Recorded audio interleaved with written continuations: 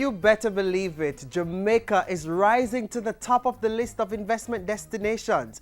We've been dubbed a sweet spot for investors and for many reasons. A reformed business sector, stable political environment and island climate make the nation very inviting. So much so that come tomorrow, a $5 billion investment in the Logistics Hub initiative is to be signed. Hi, I'm Arroya Eubanks and this is Jamaica Magazine. Between the pages today, the investors are coming and tangible results can already be seen in the business process outsourcing sector. We'll tell you more on the many investment opportunities. And inside Issues and Answers, an analysis of the government's financial performance from an economic expert, Ralston Hyman. It will be an informative and entertaining show. Please stay with us.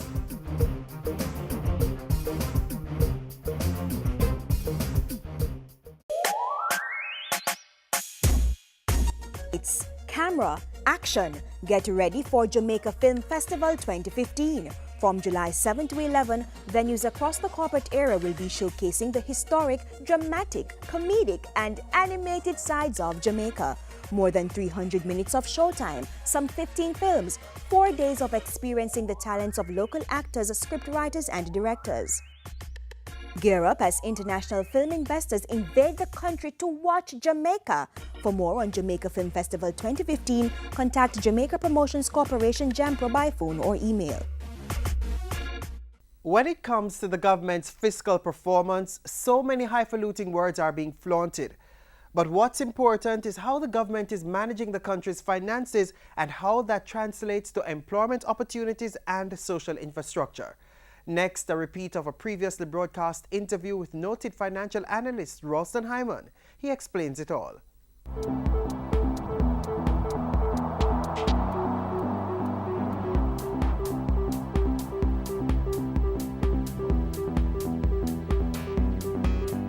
Thanks for joining us for Issues and Answers. I'm Ian Boyne. We continue our look on the economy on the 2015-2016 budget.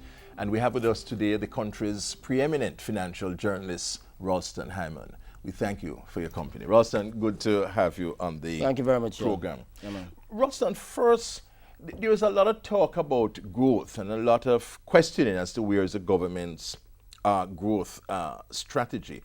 Is there a connection between the passing of IMF tests and growth, or is that irrelevant to the growth process? Okay, let us first define what we're talking about. Economic growth is an expansion of the country's output or the value of goods and services we're producing. Now, there's a connection between the government's macroeconomic policy and economic growth. The IMF agreement, or the agreement that we have with the International Monetary Fund, which is the lender of last resort, simply translated, when nobody is willing to lend you, the IMF is the only institution that will be willing to lend you. It means that in order to get that money from the IMF and to continue that relationship, it means that you'll have to meet some performance requirements, because you must remember, like going to the doctor, you must be ill while you go to the IMF. Yes. Now, under the current agreement we have with the IMF and the government of Jamaica, as well as the private sector, the trade union movement, and civil society, they looked at the problems ailing the Jamaican economy over the last 40 years. Over the last 40 years, it is said that the economy only grew by 0.7%. One of the problems that were diagnosed is that the government's debt, the debt of the country, is too high. When we approached the IMF for this current agreement, the debt to GDP ratio was 145%. Simply put, for every dollar of goods and services that the country was producing in 2012, we owe $1.45. Now, the IMF and the government of Jamaica and the private sector, civil society, decided that in order to grow the economy, the government will have to reduce its debt burden. When the government has a high debt burden, it means that you'll have to pay more taxes, and more of the taxes will have to be diverted to service the debt, rather than to provide basic social services, pay public sector workers. So what we're seeing is that the major objective of the IMF agreement is to reduce the debt to GDP ratio. Now, the targets are to bring it down to 96% by 2020 and to the internationally accepted norm of 60% by 2025. So apart from reducing the debt burden to facilitate growth, Another part of the strategy is to improve the business environment, because they all diagnose that in order to improve growth, you'll have to improve the business environment, make it easier for people to form businesses, make it easier for people to access finance for businesses. So that is why we have things like the securities interest in personal property, where a small business person can now use movable collateral. That is why we have the insolvency bill coming, like America's Chapter 11, Chapter 14, so that when you're running a business and you get into trouble, you can hold off your creditors while you reorganize the business, and people do not believe that you're a thief or something like that. So it encourages entrepreneurship. So the agreement calls for the government to borrow less, spend less, collect more in taxes in order to balance the budget. When you have a budget deficit, that is the difference between what the government is collecting from revenue and grants and what it is spending. Whenever there's a big difference, it has to borrow that difference. When you borrow that difference, it drives up interest rates. So now that we see we have a balanced budget. The budget deficit this year is 4.8 billion, or 0.3% of GDP. Then there's another deficit which we call the current account deficit. That measures the difference between monies that we're getting from the rest of the world during any given year and the monies that we're paying out. We get money from the rest of the year based on what we call the trade deficit, the difference between our physical imports and our physical exports, bauxite, sugar, banana. When we have that, we call that the trade deficit. Then we get the money from tourism and what we get from what we call remittance flows, Jamaicans living and working abroad sending back money. Capital flows from multilateral institutions and from investors. The difference between that is called the current account deficit. We also see that deficit being reduced from 14% of the total value of all goods and services we were producing in 2012 to 5.3% of the total value of all goods and services we call GDP this fiscal year. Next fiscal year, it is projected to drop to 2.3% because of the lower oil prices. So there's a connection between the IMF arrangement and economic growth. So apart from the government doing these things to lay the platform for growth, the actual investing for growth is supposed to be done by the private sector. The private sector is said to be the engine of growth.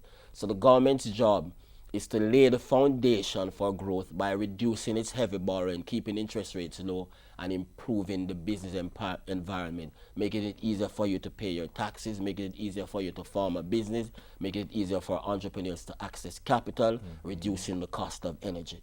That's the function of the government under this arrangement. And the government has been implementing some of those initiatives. They have been successfully doing a lot of those things. As we said before, fiscal deficit, 0.3% of GDP. The overall public sector deficit, which takes into account the deficit of central government, JUTC, National Water Commission, 0.2% of GDP. Current account deficit, 5.3% of GDP. Inflation, or the increase in the average level of prices, is now the lowest ever. For the fiscal year to date, it is 3.4%. Point to point, that is February of 2014 to February of 2015, it is 4.5%. And for February, it was minus 0.7%. He's a gold mine of information. He is the country's preeminent financial journalist. And we have asked him to come to talk to us about economic issues, to educate us on these critical matters. We take a break, but we'll be right back. Businessmen and women, members of the MSMEs, no longer do you have to visit several government agencies to register a company or business name.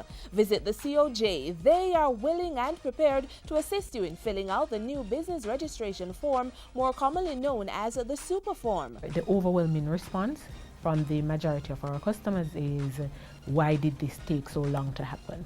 There are persons who actually waited until January 2nd to come here to do their business because they wanted to avoid going to multiple government departments. Click on ocrjamaica.com for more details.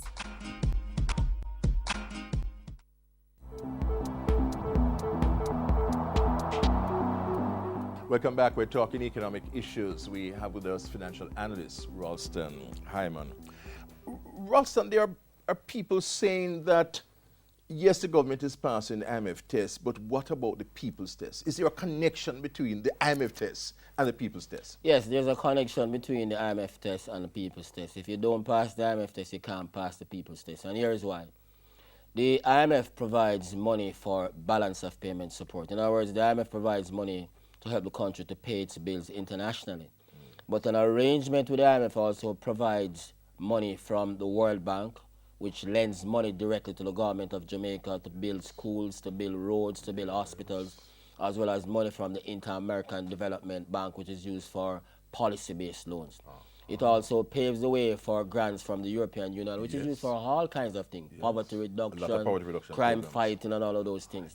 So if you don't pass the IMF test, you don't get those funds. And it You means won't that get the funds to deal with the social sector. the social sector, which is everything about the people. So Uh-huh. it is important that you pass the IMF So test. there's a direct relationship Direct between relationship. passing the IMF test. Yes, and fighting poverty, poverty. fighting crime, building schools, all of those things that the people depend on. Additionally, the investments that we need in the private sector to create jobs. What we are seeing is that foreign investors are investing more in Jamaica than domestic investors. If you don't pass the IMF test, you won't get the foreign direct investment. And we have the highest FDI flow, foreign direct investment, for Precisely. the last 5 years. Precisely. This is connected yes, to the our passing passing of the IMF test. We also got 800 million to borrow from the international capital markets At the lowest rates ever. At the lowest rates ever after Christine Lagarde came here and gave us the endorsement. Yes. So it is important that we pass the IMF test. During the previous dispensation, we only passed 2 IMF tests, and it resulted in a termination of funding from many of those agencies and significant problems for the Jamaican economy. So it is important that we pass the IMF test. There is no disconnect between the IMF test and the people's test. Yes. Some people say, though, Ralston, that, yeah, the statistics and the data seem to be going in the right direction, but they are not feeling the benefits of this. They hear that inflation is low, they hear unemployment is low, but they're not really feeling the effects of the government's economic reform program. What would you say to them? Well, I mean, if you're in a deep hole, you'll have to take your time and climb out. So you could have been deeper in the hole weren't it for the policies being pursued by the government. Now, take, for example, inflation. When inflation is at 3%, it means that consumers can buy more for the dollar. Well, people say when they go in the supermarket, Ralston, they see prices going up more than 3%. So it's counterintuitive. Well, address that. what we like to tell them that is that the inflation number is an average. So you'll still see prices going up individually, but on average, based on the basket of goods and services that is used, prices are going down. Going down. Yeah, and that's good. And if you look again, you will see that for the last quarter of last year, the exchange rate was moving adversely. What we're seeing in the last 2 months is that the exchange rate is appreciating because of the lower levels of inflation and the fall in the current account deficit. So the dollar is strengthening, The dollar is strengthening. The people who buy gasoline, despite the fact that there'll be a $7 per litre tax today, they are still paying less than 6 months ago. The hairdressers who operate their beauty parlors, they are telling us that their electricity bills have dropped from 20,000 per month to 11,000 per month. So the people are feeling it. Yes. So there are measurable positive effects that are taking place as a result of the economic reform. Yes, as a result of the reform program. Reform program. Yes. And you don't believe there's a viable alternative to this program? Because sometimes people wonder why some people just don't bother taking loans from the IMF and just go away.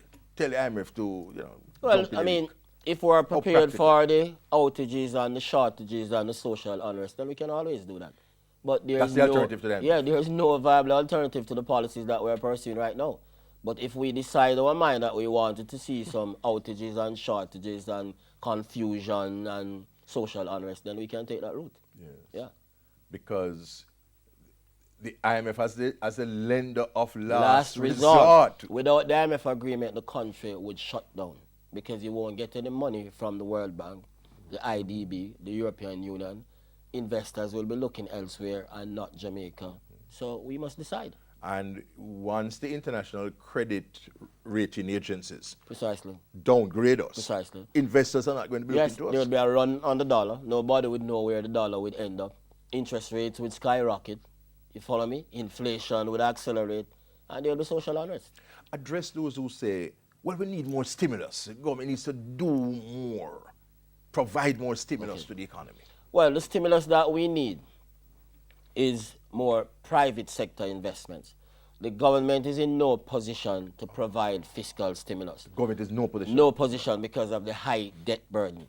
And the major objective of the IMF agreement is to reduce that debt burden from the current level of 139% to 60% by 2025. So it's not a matter of the government providing incentives. And it's not a matter that the government is wicked.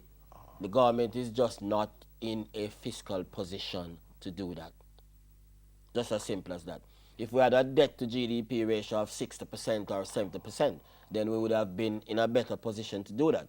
America can do that because its debt to GDP ratio is 100%, and it has the currency of international last resort. Yeah. So the Americans can do that, but Jamaicans can't do that. The Europeans can do that because their currencies are hard currencies. We cannot do that in Jamaica, and their debt to GDP ratio is lower than Jamaica's. Yes. Right. We have to bring you back to continue this economic education. The country's preeminent financial journalist, Ralston Hyman, talking to us about economic issues, educating us about these important matters. Next week, I'll be back. Until then, Ian Bourne wishing you a pleasant day.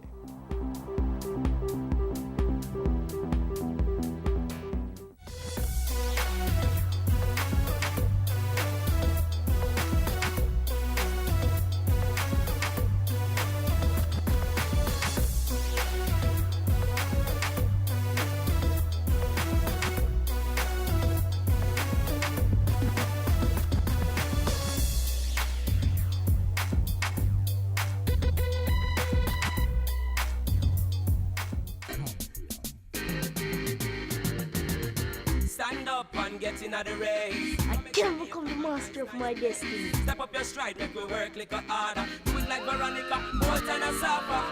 We can rise above the challenges and shine. Was with passion in your heart. Make a plan and stop all the idling. You think I saw we reach a the aging. I can, you can. Like our Olympians, every Jamaican can. In December 2014, Jamaica placed 40th in the world and number 1 in the Caribbean in Forbes Business Magazine Best Places to Do Business survey. The World Bank reported that Jamaica improved by 27 places in 2015 Doing Business report, climbing from 85 to 58 out of 183 countries. The major improvements, Mr. Speaker, were reported in the categories of starting a business, getting credit, and paying taxes. Earlier in the program, we explained the importance of the International Monetary Fund to nation building. Next, we highlight another aspect of economic growth, investments. If you have a money-making idea, the time is right to do business. Watch this. 3 days of riveting discussions. I think the feedback has been tremendous. Over 90 international organizations, close to 150 international investors, and a number of government and local private sector interests revving up support for the Jamaican economy. It's all about business. The Jamaica Investment Forum JIF 2015 was the island's second international conference held to provide investors with detailed information on business opportunities in the country. It was organized by the Jamaica Promotions Corporation JAMPRO at the Montego Bay Convention Center in St. James. Our goal is to facilitate win-win investments that will bring you a good rate of return and also create the jobs we desire for our people. My government is inviting you to do business with Jamaica, is committed to nurturing the enabling environment for investments to succeed.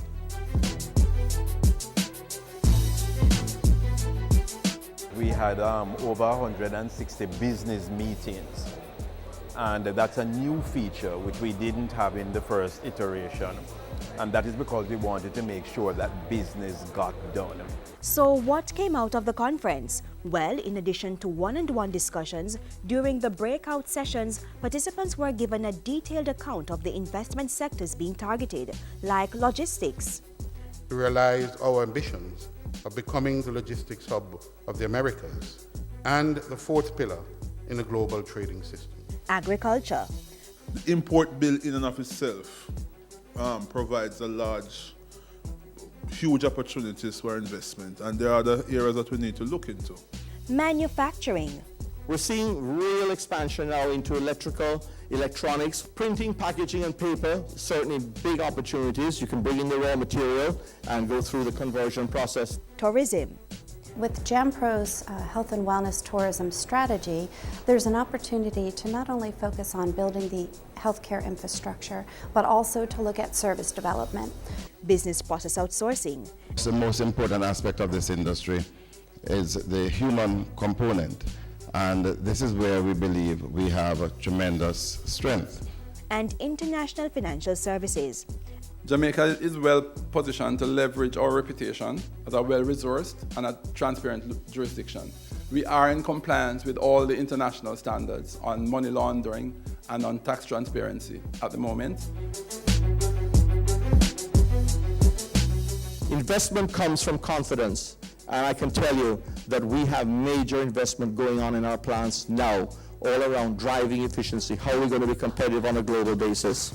And with endorsements like that from the Jamaica Manufacturers Association, participants were invited to examine the opportunities in the priority sectors, invest, partner with other Jamaican companies if necessary, make a good return on their investment, and help to contribute to the wealth and the prosperity of our nation.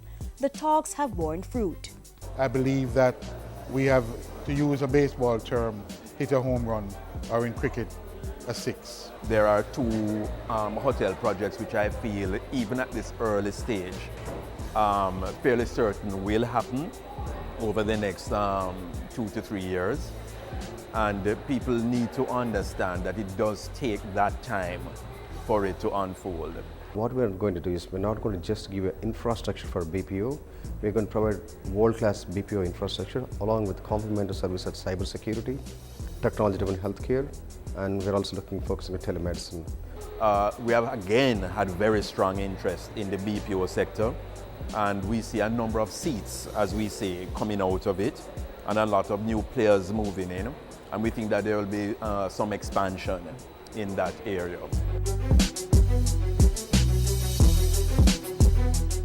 I think we are successful in providing a very deal-making oriented ecosystem. We have been successful in advancing the discussion of certain projects that we have been working on, and we have generated some new leads in the process. I've been able to meet suppliers and potential development projects. It's been well organized. The food has been good, and it's just been wonderful networking. Very engaging, informative, insightful. Everything has been fantastic, and I'm looking forward to coming to the next one. This is something that we need to maintain as a tradition. If not every 3 years, at least every 2 years will be good, so we can invite a lot of investors. And amidst discussions on doing business in Jamaica, participants got a chance to taste, feel, and experience aspects of Jamaica's rich and vibrant culture through various cocktail receptions and an occasion to remember, the amazing Jamaica Night experience. So Jamaica is poised for even greater investments in the coming years, thanks to the second staging of the Jamaica Investment Forum 2015. It has introduced scores of investors to business opportunities in Jamaica, laid the groundwork for future investments, and forged partnerships with a number of stakeholders that will lead to the growth and prosperity of our nation.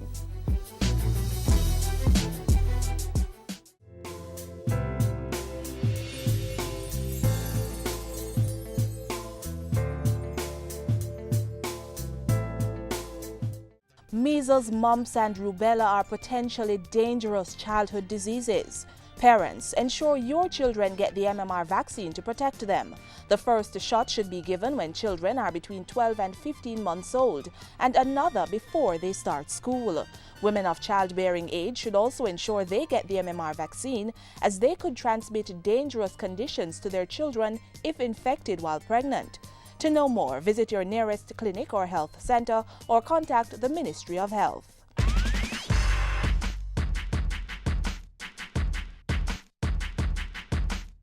The goal of making Jamaica the place of choice to do business is a bold one, and one that's necessary for our economic growth and prosperity. Apart from government providing the right environment, it also calls for new and existing businesses to put themselves in a successful position, even against current harsh economic conditions. Being competitive in the marketplace is key. And if you should ask, most experts in business will tell you success and growth comes by employing innovation in delivering services and products that consumers demand. The battle to win consumers is all about competition. Getting ahead means knowing how to produce, package, and deliver not only at the best quality, but also at the best price. Do this and contribute to making Jamaica the place of choice to live, work, raise families, and definitely do business.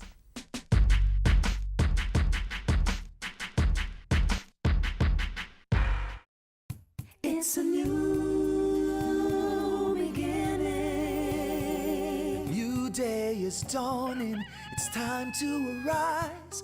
We have the gene of achievement and pride. A bold new beginning. Time for action. We have the spirit to fight on. This is Jamaica. This is our land. We have our future with God in our plan.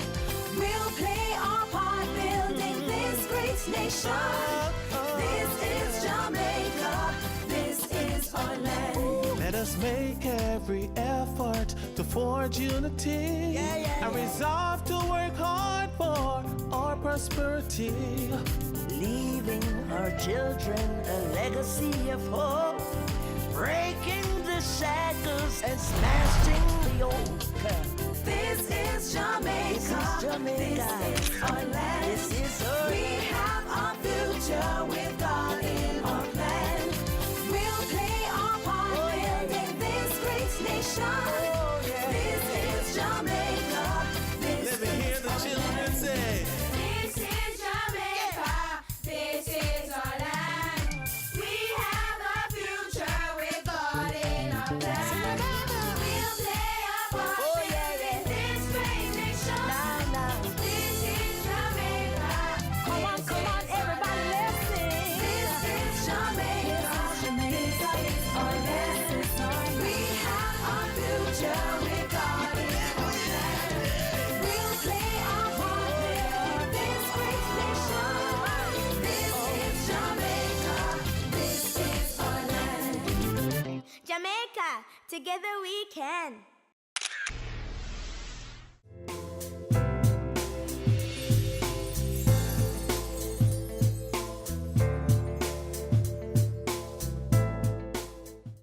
Before we go, a tip on business. Sometimes when you innovate, you make mistakes. It is best to admit them quickly and get on with improving your other innovations. Words of noted American businessman Steve Jobs. The information continues to flow on our website, jis.gov.jm. You may also follow us on Twitter at JIS News. Our YouTube channel, Watch JIS, has loads of videos and interviews. We'll be back on your favorite TV station tomorrow. Until then, I'm Auroya Eubanks. On behalf of the hardworking team here at the JIS, have a wonderful Sunday.